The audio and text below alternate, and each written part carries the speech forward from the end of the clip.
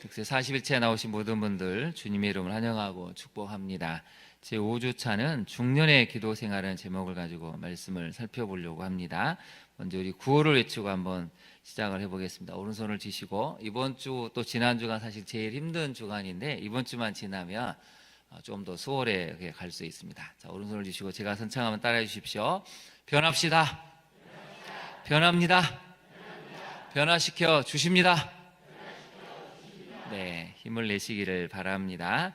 오늘 본문을 먼저 잠깐 살펴볼까요? 모세가 광야에서 이제 40년 생활을 지냈을 때 40년 차 거의 끝날 때쯤 하나님이 찾아오시고 이스라엘 백성을 구원하시려는 이 하나님의 마음, 계획을 들려주십니다.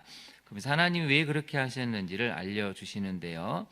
7절을 한번 보실까요? 7절에 보시면 내가 애굽에 있는 내 백성의 고통을 분명히 보고 알고 라고 나와 있죠. 여러분 거기다 한번 동그라미를 쳐보실까요? 보고 듣고 알고가 7절에 나와 있습니다.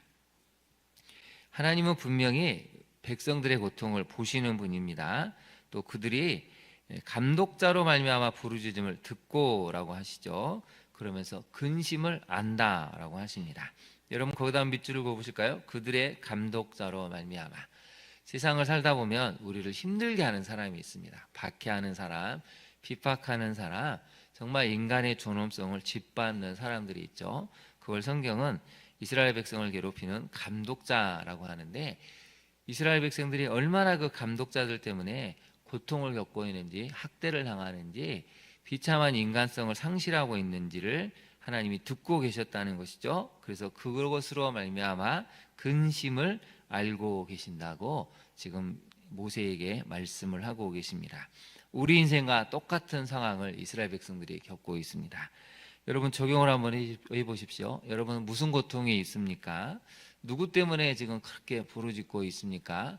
왜 그것 때문에 근심을 하고 계십니까? 하나님은 보고 듣고 알고 계신다는 것이죠. 그래서 하나님이 하시는 일은 무엇이냐면 8절에 보시면 하나님이 내려가셔서 건져내고 인도하시고 데려간다라고 하고 있으시죠. 거기다 한번 밑줄을 그어보실까요? 옛날에도 밑줄을 그으셨겠지만 8절에 보시면 내려가서 그 다음에 그들을 애굽인의 손에서 건져내고 그들을 그 땅에서 인도하여, 그리고 마지막에 보시면 데려간다라고 말씀을 하고 계십니다. 이게 얼마나 중요한 일인지 9절에도 한 번 더 반복을 하시죠. 이제 가라, 이스라엘 자손의 부르짖음이 내게 달했다라고 합니다. 얼마나 간절하게 부르짖었는지 하나님이 더 이상은 듣고 계실 수가 없을 만큼 하나님께 달했고, 그리고 괴롭히는 학대도 보았다라고 말씀하고 계십니다.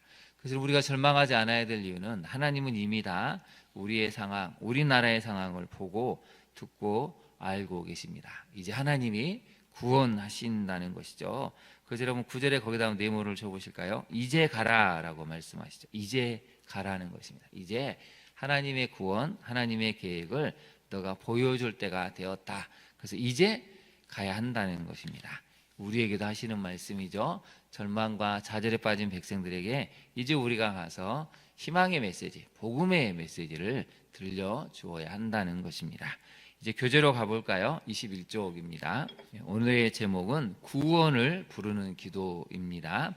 그럼 거기다 한번 메모를 해보실까요? 구원을 부르는 기도에다가 부모들이 해야 할 기도라고 이렇게 한번 써보십시오. 부모들이 해야 할 기도입니다. 여러분 부모들이 뭘 해야 됩니까? 가장 중요한 기도는 자녀들을 위한 기도죠. 근데 여러분 나라가 지금 이렇게 혼란스러우면 우리 자녀들의 미래는 불안하고 불안정하고 불투명해집니다. 그래서 우리가 해야 될 일은 자녀들을 위한 기도를 해야 되는데, 그게 바로 부모가 해야 될 기도죠. 얼마나 많은 기도를 해야 되겠습니까? 그래서 오늘은 첫 번째 이 구원을 위한 기도인데 어떻게 이 상황이 발생했는지 한번 살펴보도록 하겠습니다. 소설가 김훈 씨의 작품 흑산에 보면 천주교 신자인 조선시대 종들이 기도한 내용이 나옵니다. 주여 우리를 매맞아 죽지 않게 하소서. 주여 우리를 굶어 죽지 않게 하소서. 주여 우리 어미아비 자식이 한데 모여 살게 하소서.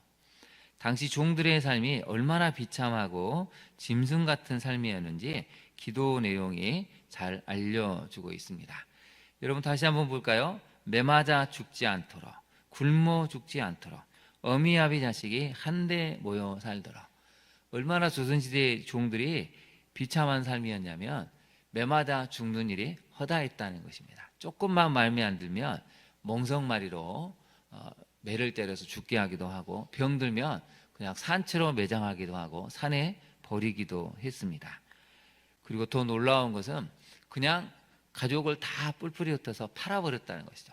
아빠가 엄마가 아들과 딸이 다 뿔뿔이 흩어지도록 완전히 팔아버리기도 하고 짐승과 같은 삶을 조선시대의 종들이 살았다는 것이죠. 근데 이 시대의 사람들이 하나님을 만나게 됩니다. 그래서 이 천주교 신자였던 많은 종들이 이렇게 기도를 했다는 것이죠. 애굽의 총리였던 요셉이 죽은 후에 요셉을 알지 못하는 새 왕이 즉위하여 이스라엘 백성을 심히 학대하고 신생아 중 사내 아이를 죽여서 이스라엘 민족을 멸하려 합니다. 요셉이 살아있던 시절에는 상상조차 할 수 없었던 일들이 이스라엘 민족에게 닥치자 이스라엘 백성은 하나님을 찾고 부르짖게 됩니다. 그 다음 밑줄을 그어보실까요? 이스라엘 백성은 하나님을 찾고 부르짖게 됩니다. 우리가 해야 될 일은 괴롭고 힘들 때 하나님을 찾고 부르짖어야 한다는 것이죠. 근데 여전히 하나님을 찾고 부르짖지 않으면 그 고통은 계속될 수밖에 없습니다. 그 기도 소리를 들으시고 하나님은 준비하셨던 출애굽의 계획을 시행하십니다. 출애굽 과정에서 기도는 빼놓을 수 없는 중요한 요소임을 기억해야 합니다. 그 다음 밑줄을 그어보실까요? 출애굽 과정에서 기도는 빼놓을 수 없는 중요한 요소였다는 것이죠. 여러분, 이스라엘 백성들이 부르짖는 기도를 하니까 하나님께서 그 기도 소리를 들으시고 사실은 준비를 하고 계셨습니다. 출애굽의 이 놀라운 이적들을, 계획들을 실행하실 준비를 하고 계셨는데 아직은 때가 안 된 것이죠. 기도하지 않으니, 하나님을 찾지 않으니 하나님이 하실 수가 없었다는 것을 성경은 암묵적으로 보여주고 있습니다. 그래서 첫 번째 메시지를 같이 한번 읽어볼까요? 고통 속에서 부르짖을 때 하나님께서 기다리고 준비하셨던 출애굽이 시작됩니다. 거기다 네모를 쳐보실까요? 기다리고 준비하셨던. 그래서 원래 아브라함에게 하나님 뭐라고 말씀하셨냐면 너희 후손이 4대 만에 이 땅으로 올 것이라고 했는데 4대는 400년입니다. 근데 실제로 30년이 더 추가가 됐습니다. 그래서 이제 많은 성서학자들이 30년은 기도하는 시기였을 것이다. 하나님을 찾을 때까지 하나님이 어쩌면 기다리는 시간이 플러스로 추가됐을 수도 있다. 이렇게 해석하는 사람들도 많습니다. 교재를 다시 볼까요? 이스라엘 백성들은 극심한 중노동과 잔혹한 남아살이를 경험하면서 아무도 자신을 도와줄 수 없었다는 것을 깨달았습니다. 그때서야 비로소 그들은 하나님께 부르짖고 구원을 위해 간절히 호소하였습니다. 여러분, 어마어마한 중노동, 태어나자마자 자신의 아들이 끔찍하게 죽임을 당하는 걸 보면서 극심한 두려움, 불안, 무력감에 휩싸였죠. 아무것도 할 수가 없습니다. 이대로 당하는 우리 민족 전체가 멸하겠다는 극심한 공포감에 시달렸죠. 그때서야 비로소 그들은 하나님께 부르짖고 구원을 위해 간절히 호소했다는 것입니다. 거기다 한번 별표를 해보실까요? 그때서야 비로소 그들은 하나님께 부르짖었다는 것이죠. 근데 여러분, 더 중요한 것은 그 시기가 닥치기 전에 미리 기도하는 자세가 필요하다는 것을 또한 출애굽기는 암묵적으로 알려주고 있습니다.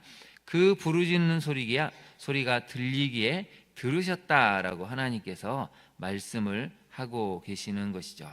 하나님께서는 분명히 그 부르짖는 소리가 들렸기에 들으셨다라고 말씀하실 정도로 절규에 찬 처절한 부르짖음이었습니다. 출애굽하기까지 긴 세월 애굽 사람에게 학대받을 때 할 수 있는 건 오직 기도밖에 없었습니다. 기도 소리를 들으신 하나님께서 모세를 찾아오시고 모세를 통해 출애굽의 역사를 완성해 가십니다. 적용을 해볼까요? 상상할 수 없는 고통 속에서 하나님께 나아가 부르짖고 있습니까? 그래서 여러분, 거기다 메모를 한번 해보시죠. 미래를 위한 기도다, 이렇게 한번 써보시죠. 여러분, 이 부르짖는 것은 우리 자신들만의 구원을 위한 것이 아니고 우리 자녀들의 구원을 위한 기도입니다. 여기서 만약에 끝나면 영원히 노예를, 이 종살이를 면할 수가 없습니다. 우리를 구원해 달라는 것은 우리의 구원뿐만 아니라 우리 자녀들의 미래까지, 우리 자녀들의 미래의 구원까지를 위해서 기도하는 것입니다. 그래서 여러분, 이 한 주간 중년의 기도 생활의 첫 번째는 구원을 부르는 기도인데, 우리 자녀 미래를 위한 기도이라는 것을 이 월요일부터 기억하시고 기도하시면 좋겠습니다. 두 번째를 살펴볼까요? 부르짖는 기도와 하나님의 들으심, 준비된 한 사람으로 인해 기도 응답이 이루어집니다. 세 가지가 필요하죠. 첫 번째는 부르짖는 기도가 있어야 되고, 두 번째는 하나님이 들어주셔야 합니다. 만약에 이스라엘 백성들이 이런 심각한 상황에 처하지 않고 욕망을 위한 기도했다면 하나님이 듣지 않으셨겠죠. 또한 세 번째는 준비된 한 사람으로 인해 기도 응답이 이루어졌다는 것입니다. 이 세 가지 요소가 맞물릴 때 드디어 출애굽이 시작이 된다는 뜻입니다. 학대받는 이스라엘 백성이 언제부터 하나님께 기도했는지는 정확히 알 수 없지만, 모세가 태어나 부름을 받은 나이가 80세인 것을 가늠만 하면 적어도 그 세월만큼 기도한 것을 알 수가 있습니다. 자, 오늘 예배 드리시는 우리 성도님들 중에 난 80년 이상 기도해봤다 하신 분도 있으십니까? 네, 아직 우리 연세가 그렇게까지는 되지는 않았겠죠. 적어도 그만큼의 세월을 이스라엘 백성들이 하나님께 기도한 것을 알 수가 있습니다. 기도는 하나님께서 준비하신 거대한 프로젝트를 불러오는 것입니다. 그 다음 밑줄을 그어보실까요? 기도는 하나님께서 준비하신 거대한 프로젝트를 불러오는 것입니다. 하나님의 것인데, 기도는 그 하나님의 것을 내 것으로 만드는, 원래 나를 위해서 준비하신 것인데 그것을 불러오는 과정이라는 것이죠.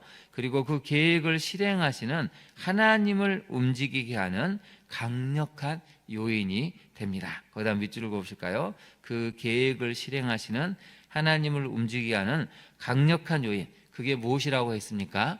기도라는 것이죠. 기도는 하나님의 거대한 프로젝트, 또 하나님을 움직이게 할 수밖에 없는 강력한 요인이 된다는 것입니다.